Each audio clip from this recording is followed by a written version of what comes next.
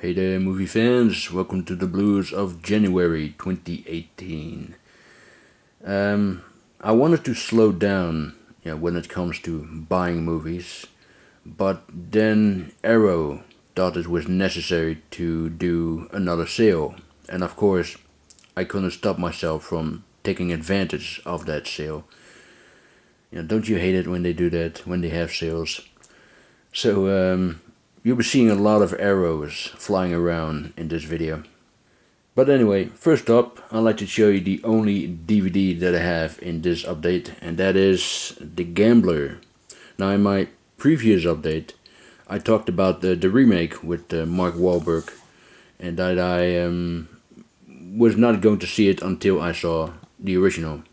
So I found this DVD for a decent price, and I've seen both versions now, and I can say that the original is the best of the two. And even though I was a bit underwhelmed by the ending of the original, it's still a lot better than the ending of the remake.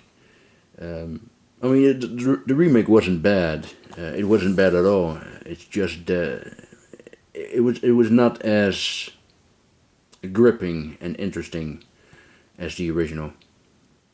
Okay, next is Brawl in Cell Block 99. I could not wait to watch this film because this is the latest by S. Greg Zoller, the writer-director of Bone Tomahawk, which I absolutely loved. And this movie did not disappoint. It did not disappoint at all. I thought it was a terrific film. I do prefer Bone Tomahawk over this one. But still, it's a damn good film. And I have to say, Vince Vaughn is really good. I'm not a fan of him, especially not the comedies that he had done. But in serious roles, he can be good, and he is really good in this film. Also stars Don Johnson, who is also terrific. Yeah, I really liked it. Brawl in Cell Block 99. Next is Mother. Without a doubt, one of the most talked about films of 2017. It's a film you either love or hate, and I really loved it. But I understand why it's being hated. It's definitely not a movie for everyone. And it's being compared to Rosemary's Baby, but it's so much more than that. It has references and metaphors of the Bible, of history, the Garden of Earthly Delights, by Hieronymus Bosch. It's as if that painting is coming to life, but all inside one house, But yeah, I thought it was an amazing and unique piece of cinema, and thank God for filmmakers like Darren Aronofsky, who dares to come up with something different and original. And also thank God for Paramount, who had the guts to produce this movie. But it's bizarre, disturbing, claustrophobic, mysterious, completely messed up, and I just loved it. Okay, the next two titles has been put out by Kino. They're both westerns, by the way. First up is Dead Rides a Horse, a fantastic spaghetti western with Lee Van Cleef and John Philip Law. I already have the German Digipack edition, which is a beautiful release. I got that one from Carlos, Eastwood for Life fan. But the reason I got this one as well is because this has the correct framing in the final 8 minutes of the movie, and it also has audio commentary by Alex Cox, who has an incredible knowledge on spaghetti westerns. He even wrote a book about it. But yeah, and the other western that I got is excuse me, The Hunting Party. Oliver Reed plays a bandit who kidnaps Gene Hackman's wife, played by Candace Bergen. And Hackman, of course, organized a posse and hunts them down. And as you can tell by this picture here, the bandit and the kidnapped woman are starting to have feelings for each other. But this is a magnificent revisionist western, very brutal and savage at times, and the ending is unforgettable.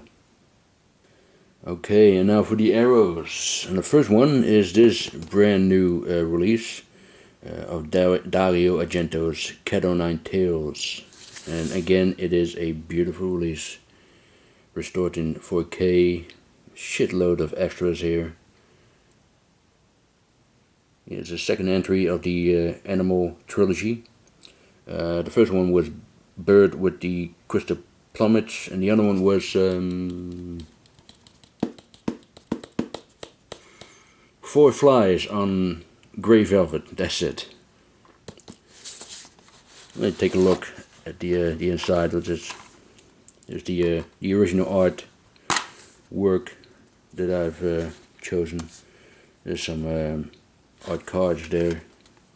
The Blu-ray, the DVD. There's the other artwork, by the way.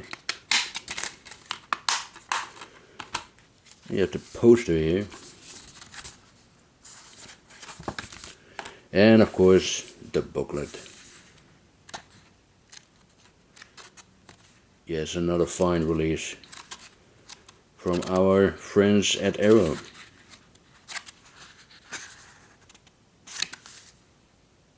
And there's another wonderful release. This is the Four Marx Brothers at Paramount, 1929, 1933. I got this one from the sale. Now we're going to the, to the Arrow titles that I got from the sale. I mean, I love the Marx Brothers. They always make me laugh, especially Groucho. That is my favorite.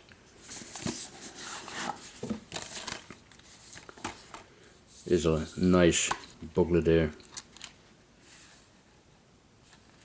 Duck Soup, that's easily the best movie of this set. But the other ones are wonderful little films as well.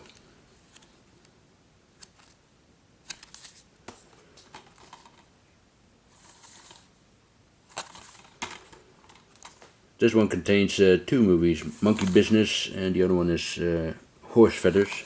There's the artwork of Horse Feathers is on the other side, as you can see there. This one contains Coconuts, and the other one is Animal Crackers.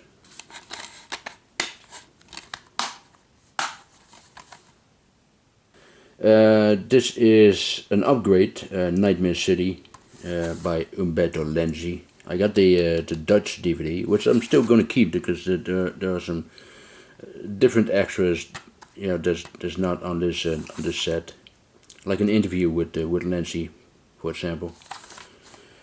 Also got The City of the Dead, which I cannot tell you anything about because I haven't seen it yet. Well, Christopher Lee stars in it, and there's a alternative artwork with an alternative title, Horror Hotel. Looking forward to check this one out. Sullivan's Travels by Preston Sturges. Yes, Preston Sturges, one of the greatest writer-directors ever. He made one great film after the other in the 1940s.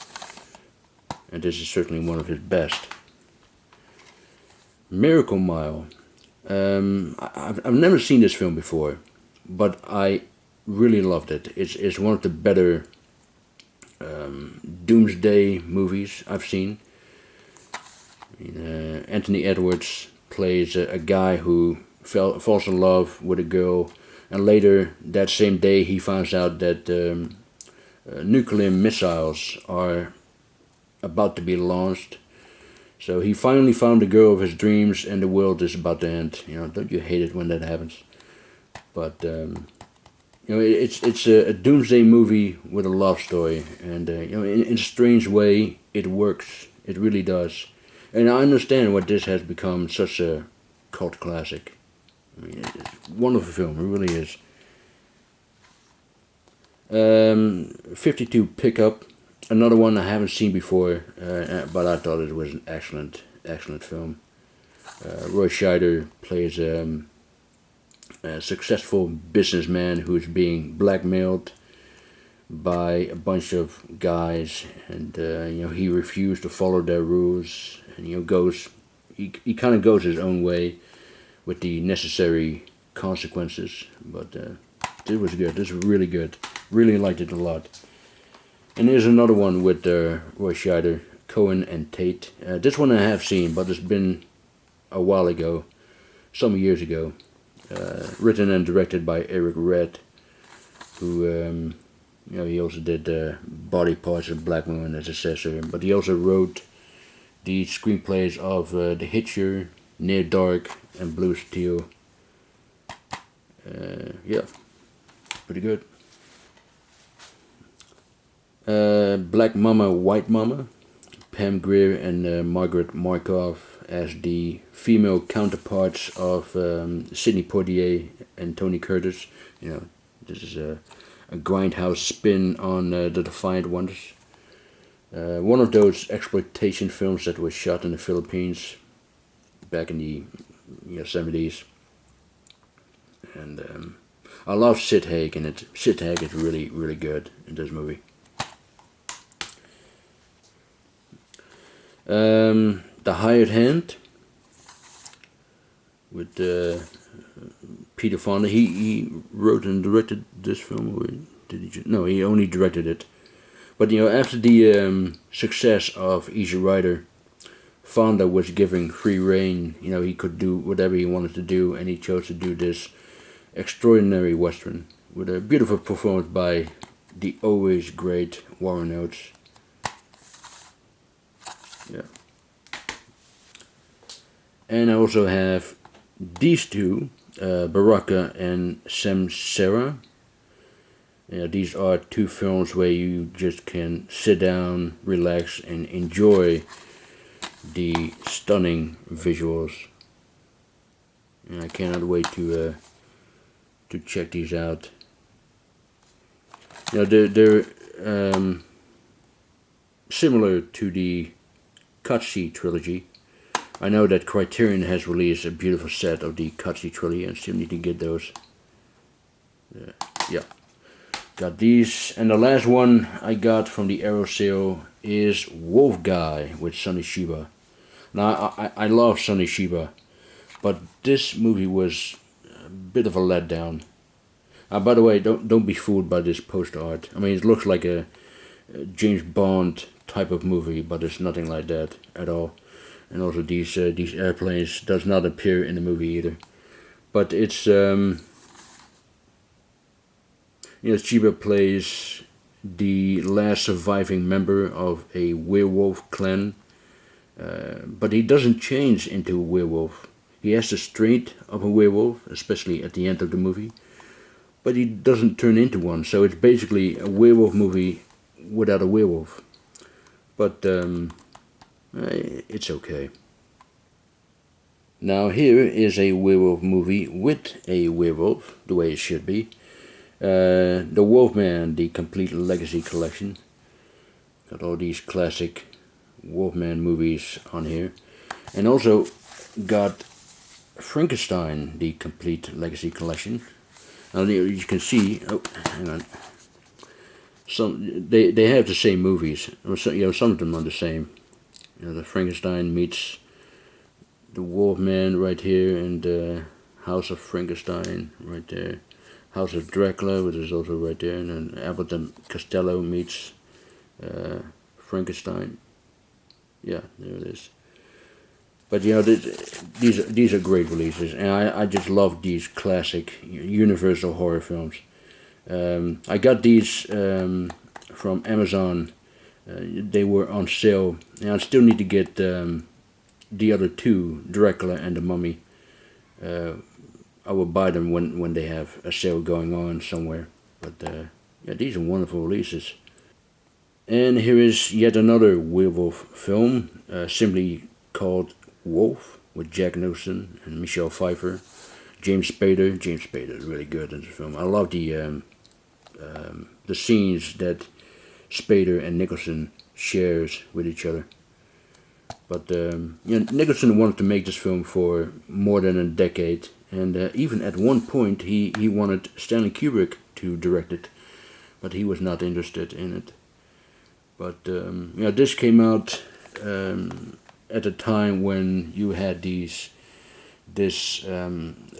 classic horror revival, in the early to mid 1990s. Francis Ford Coppola made Dracula, Kenneth Branagh made Frankenstein, Stephen Frears did his version on the Jekyll and Hyde legend with Mary Riley, and Mike Nichols made this, his take on the Wolfman. But it's a great release by Indicator with the booklet there. Also has the other ending right there. Oh, the other ending, the other posters. Excuse me. This is beautiful as well.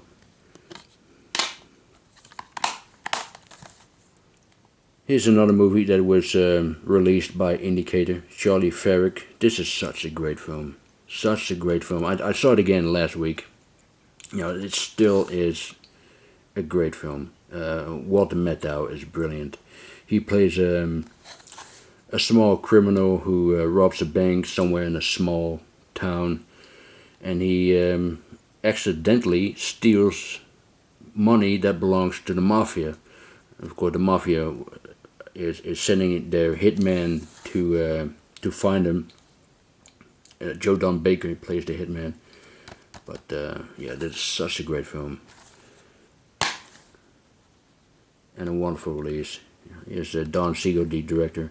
He made Dirty Harry before this one.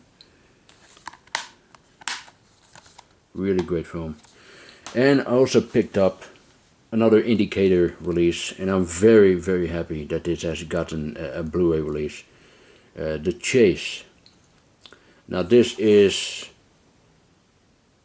a sublime and powerful film. Very, very underrated, if you ask me. Marlon Brando plays the sheriff of a small southern town, and a wealthy oil man, played by E.G. Marshall, has a huge influence over this town. And one day, Robert Redford's character escapes from prison and is on his way to this town, which pretty much freaks out the inhabitants, especially the son of the oil man, played by James Fox over here, who has an affair with Redford's wife, played by Jane Fonda. But this, I cannot recommend this film enough. It's an incredible film, incredible cast, incredible ending, and it was directed by Arthur Penn, who was at the top of his game, at that time. After this one, he made Bonnie and Clyde. But